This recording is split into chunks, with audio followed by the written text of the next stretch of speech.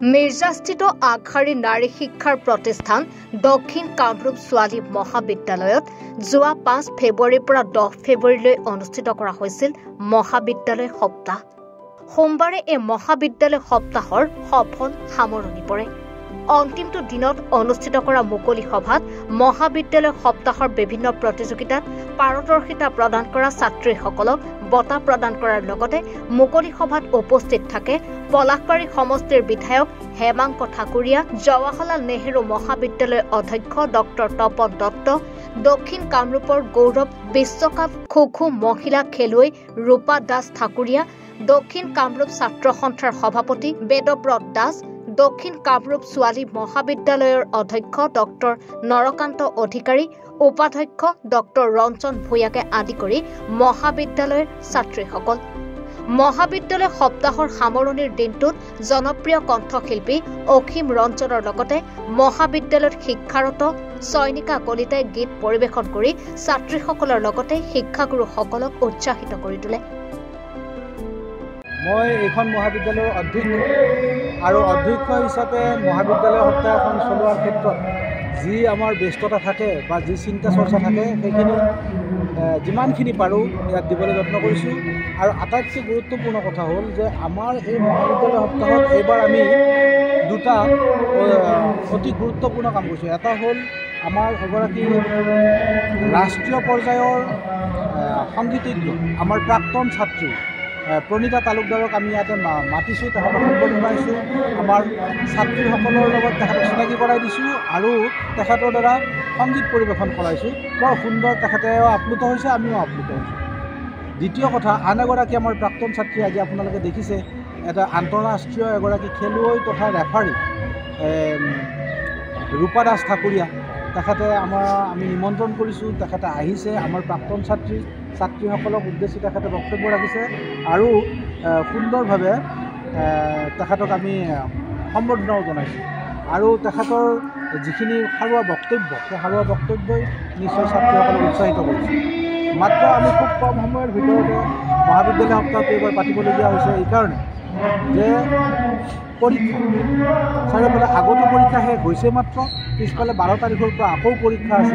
তাৰ মাজত শেষ কৰিব লগা হৈছে।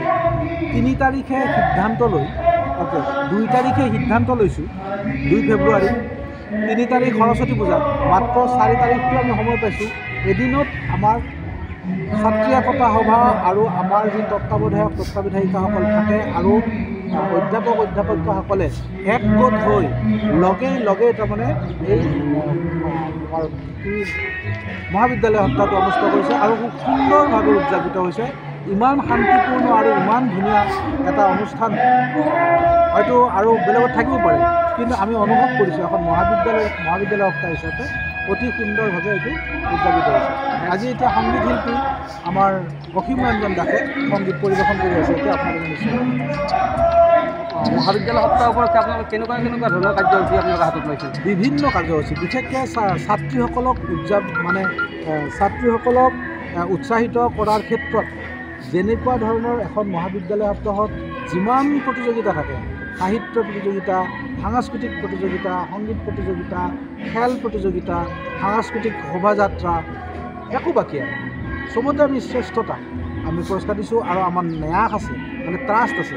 ট্ৰাষ্টৰ ফালৰ পৰাও আমি ছাত্ৰীসকলক পঢ়া পাতিৰ ক্ষেত্ৰত মানে একাডেমিক ছাইডত যি তেওঁলোকে পাৰদৰ্শিতা দেখুৱাইছে, তেখেতসকলকো আমি ন্যাসৰ জৰিয়তে আমি বঁটা প্ৰদান কৰিবলৈ সক্ষম। ছাত্ৰীসকলৰ সহযোগিতা কেনেকুৱা? একদম 100%। মই ছাত্ৰীসকলকো ধন্যবাদ জনাইছোঁ যে তেওঁলোকে ইমান শৃংখলাবদ্ধভাৱে, ইমান কম সময়ৰ ভিতৰতে পৰীক্ষা থকা সত্ত্বেও তেওঁলোকে আহি সম্পূৰ্ণ সহযোগিতা কৰিছে। ধন্যবাদ। সপ্তাহ আজি শেষৰটো দিন আছিলে আৰু বাৰ্ষিক সপ্তাহৰ আজি শেষৰটো দিনত মই স্থানীয় বিধায়ক হিচাপে উপস্থিত থাকি যথেষ্ট উৎসাহিত কৰিছোঁ। বিগত সময়ছোৱাত আমাৰ এই মহাবিদ্যালয়ৰ ছাত্ৰীসকলে যথেষ্ট সুনাম অৰ্জন কৰিছে আৰু ইয়াৰ পৰা তেওঁলোকে ইতিমধ্যে ভাল অনুষ্ঠানত তেওঁলোকে সৰ্বৰত হৈ আছে। মই আগন্তুক দিনবিলাকত মহাবিদ্যালয়খনৰ উত্তৰণ কামনা কৰিছোঁ আৰু আজিৰ অনুষ্ঠানটোৰ জৰিয়তে আজি নিশ্চয়কৈ আমি আশা কৰিম যাতে মই গম পাইছোঁ যে ইতিমধ্যে আমাৰ ইয়াৰ পৰাই বহুতো ছাত্ৰীয়ে ইতিমধ্যে খেলতো বহুতখিনি আগবাঢ়িছে তেওঁলোকে। মই আশা কৰিছোঁ যে আমাৰ এই মহাবিদ্যালয়খনে অনাগত দিনবিলাকত অসমৰ এখন সৰ্বশ্ৰেষ্ঠ মহাবিদ্যালয়ত পৰিণত হ'ব। মিৰ্জাৰ পৰা উত্তম হীৰাৰ ৰিপৰ্ট, এনি ভাৰত 24।